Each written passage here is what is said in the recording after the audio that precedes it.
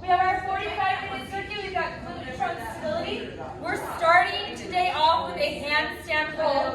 So we'll go against this wall here. What you're going to want to do is hand placement is really important. So you want to be about 6 to 8 inches from the wall, and you want your hands to be nice and big, fingers open. So you're going to kick up onto the wall, and you're just holding here. Okay, so push high. Make sure that your core is drawn in, that you're not just, letting your stomach fall because it's facing, and then you're just going to stay there. Ooh, I actually held that handstand for a couple seconds. Woo!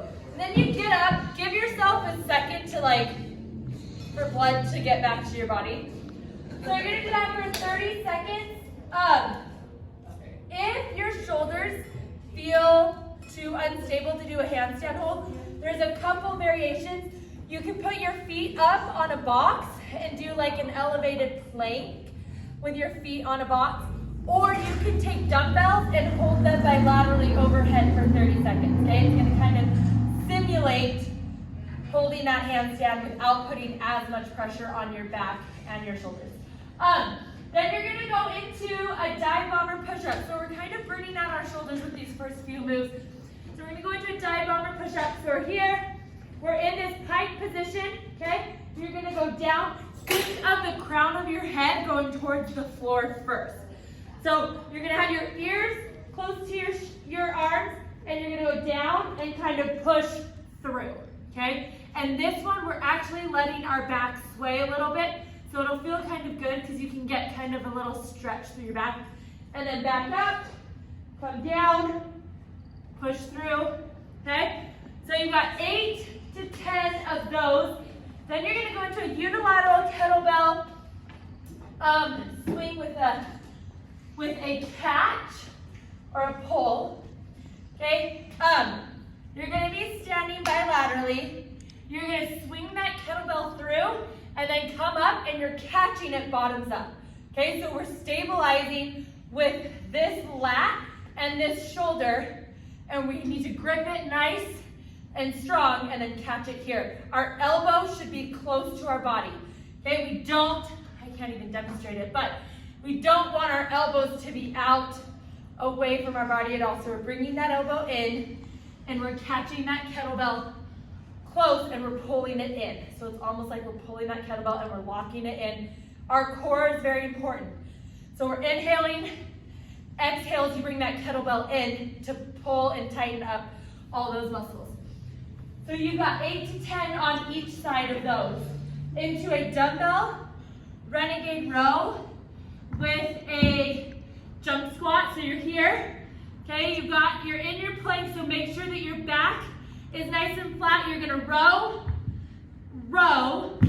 and then you're gonna come through, and from here you're gonna jump back into your squat, okay? From here, you can jump back or just step back.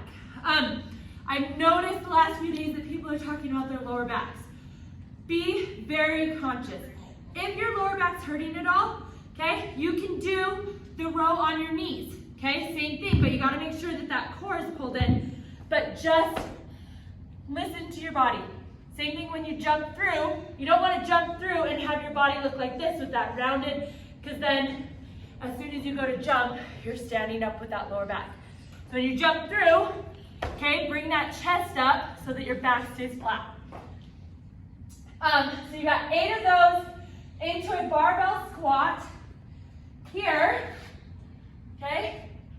We're gonna grab that barbell, feet are shoulder width apart, toes are pointed out just a little bit, okay? Our first move in a back squat is that hinge, okay? Because that first move of hinging our waist is telling our glutes and hamstrings like, okay, you guys, we're gonna move this barbell.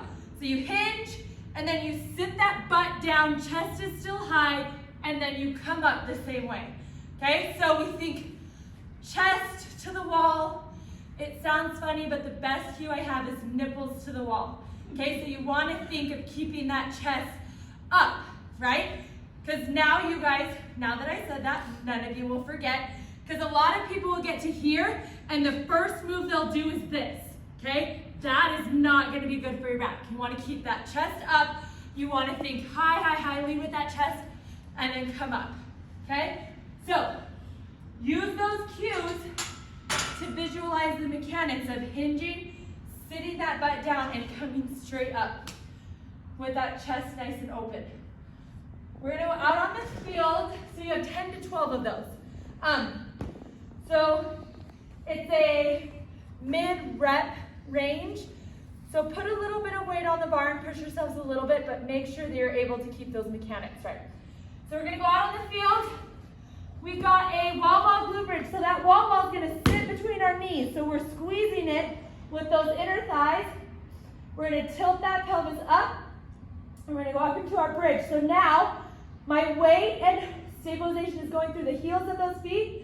So I turn on these hamstrings and these glutes, and then I'm squeezing that ball. This is 45 to 60 seconds. You can do this where you just statically hold that ball, or if you want, you can pulse. So just give it a little squeeze and pulse for 45 to 60 seconds. You can choose what you want to do there. After that, you're gonna take that wall ball and you're gonna go into a single leg plank with an overhead raise. So, got that wall ball. We're working on balance. These last few moves we're kind of slowing down and working on focusing on balance. So you're gonna be on one leg, you're gonna hop back on one leg. Again, making sure that you are not letting those hips drop down. And then you're gonna come up.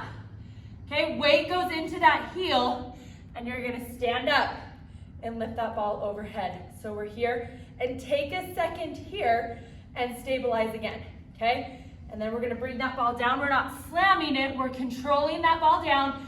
We're jumping back, we're jumping in, we're bringing that ball up overhead, okay? And then we're bringing it back down nice and controlled. You've got 6 on each leg. You should really burn out that one leg. You should feel nice and warm in that. Stabilizing leg. Instead of a sled push today, we're doing a bear crawl. We're gonna go 10 out and 10 back.